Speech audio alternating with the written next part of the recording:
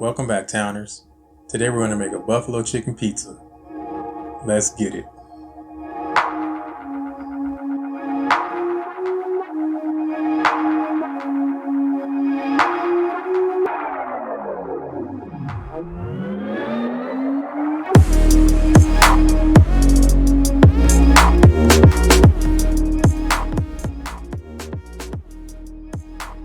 Alright guys, to start off this recipe here, we have a bowl.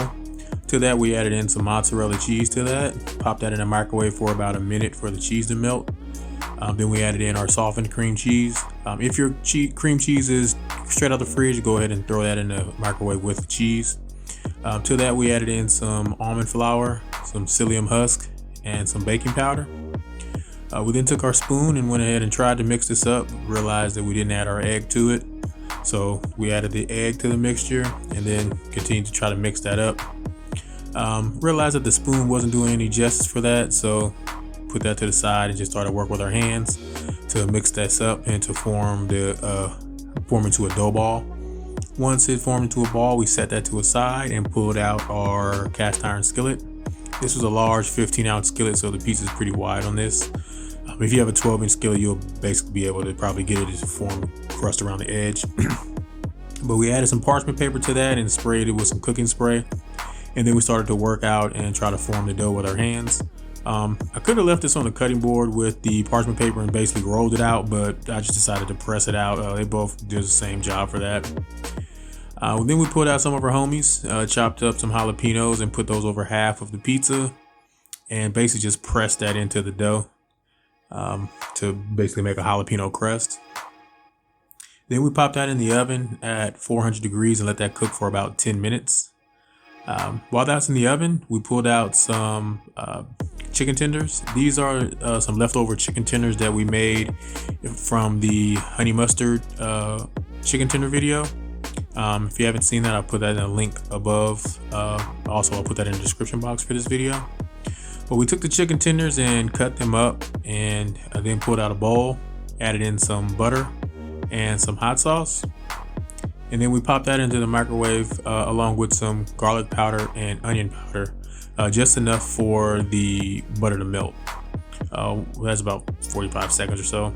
Once the butter melted, we then placed in the chicken tenders into the buffalo sauce and mixed that up to coat the chicken tenders. Once the pizza came out of the oven, we went ahead and put down a baking sheet over the cutting board. So that way the cutting board didn't burn like the last time where we placed the cutting board directly on the cutting board and it basically burned the pan. But we took out the chicken and placed that over the top of the crust. This is basically going to be our base layer. I realized that I needed some more chicken tenders, so I basically cut up about 2 or 3 more tenders and sauced those up and added that to the pizza crust also. I didn't have any red onions, but I did have a yellow onion, so I cut up a yellow onion, placed that over top of the buffalo chicken, and then topped that off with some cheddar cheese and mozzarella cheese.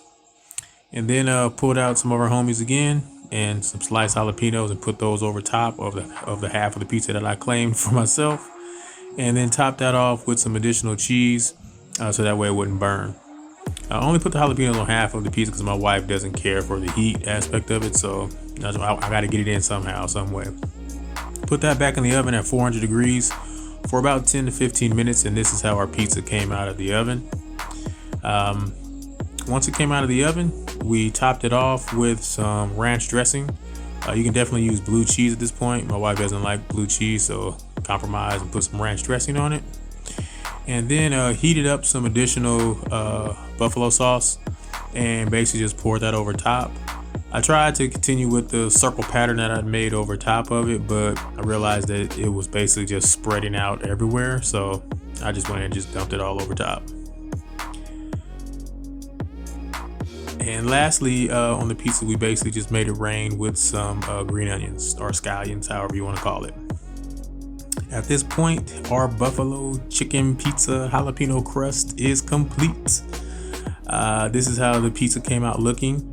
We went ahead and cut this up into 8 slices. You can do this how you want. You can do 16 slices, or you can cut it into squares or Brooklyn style, however you want to do that. But this pizza came out very nice. Went ahead and took 2 slices of it to plate it up. This is the side that has the jalapeno crust on it, and I really like this pizza. This crust on this one was pretty much one of the best crusts that I've had. At first, I would say the coconut flour pizza was one of the best crusts, and then the almond flour one a close second. But adding the jalapeno into this crust basically put this one over the top for me. Also, having the crust a little bit thicker. I didn't make the crust as thin as I normally do on the other pizzas, and that definitely helped with the thickness of this one to basically hold up and keep its shape. Here we are doing a bit of a taste test on it, and I mean, I really like this one. Again, the jalapenos in the crust as well on top of the pizza, that brought the spice for me that I like on it. I didn't have to use any crushed red pepper flakes or anything on it. The chicken tenders were great, had a nice flavor on those as well. The onions, cheese, everything just meshed together well. And didn't have any additional. I could add some more toppings like tomatoes or something else on it, but wanted to just keep it simple with the buffalo chicken tenders flavors that we had going on. And I definitely like this. I plan on doing the jalapeno crust again. I'll probably do it on a coconut flour pizza just to try that one out to see if that one brings that one as the top of the list for me. But definitely try this. Go ahead and just mix some different ingredients into your crust to change the flavors on that. But if you guys like this recipe, please feel free to let me know in the comment section below if you have any questions or comments. And as always, thank you guys for watching. Enjoy. Enjoy. And please subscribe. Enjoy. Hey guys, as always, please like, share, and subscribe. If you have any questions or comments, please leave them in the comment section below. All menu items are listed in the description box. And thank you guys for watching.